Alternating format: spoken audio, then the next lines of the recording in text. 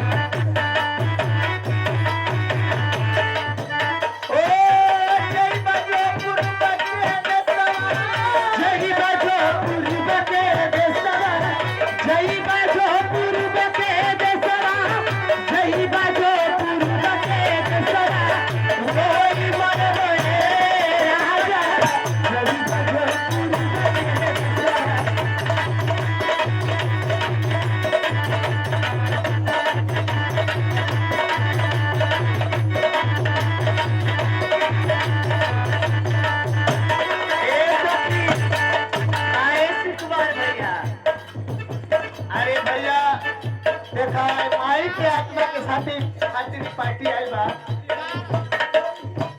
ये माई के सपुत्री जी की तरफ से क्या नमस्कार है।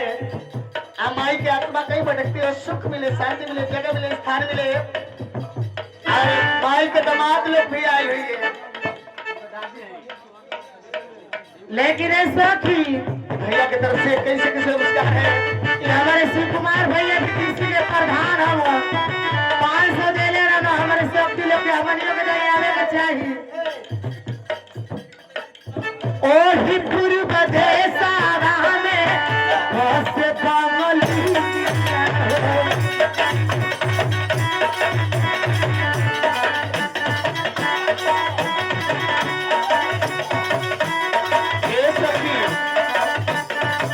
आई देखो ये माई के दमान सोहन जी की तरफ से आत्मा के शांत खातिर क्या नमस्कार।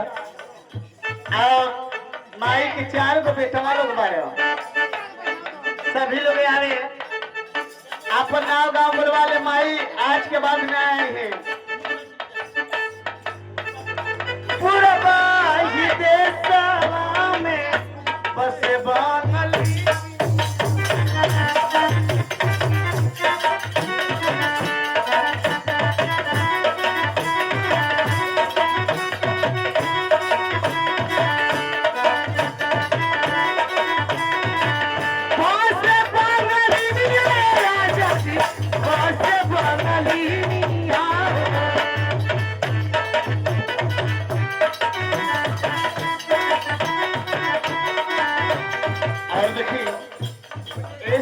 भैया की तरफ से 1001 रुपया पुरस्कार केहू दूसरे बुलवा रहा, लेकिन भैया की तरफ से तो पैसा मिले रहो 6 से 1 रुपया पुरस्कार।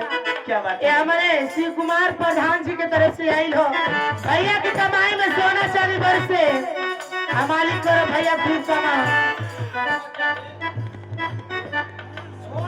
पूरा बाही देशवा में बसे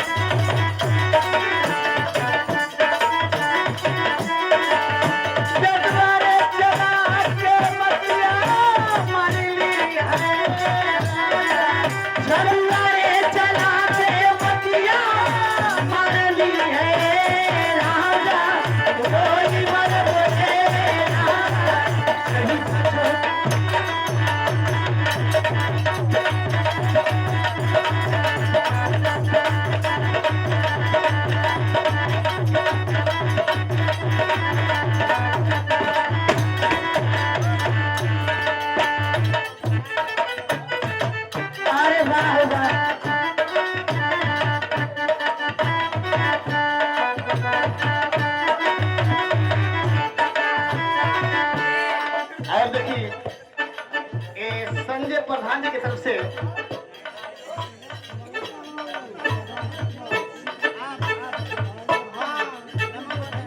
अरे हमारे संजय भैया की तरफ से 501 रुपया पुरस्कार। माई की आत्मा कोई भी रहे जगह ले स्थान। और माई के ये भैया के नाते की तरफ से